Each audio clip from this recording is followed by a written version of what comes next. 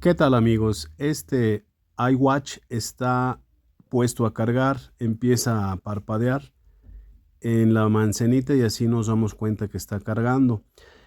Existe una forma en donde ya la batería llegó al límite y ya no puede cargar más, entonces en ese caso la mayoría de las veces va a presentar un signo de admiración en rojo parecido a este que nos va a mandar a la página de Apple.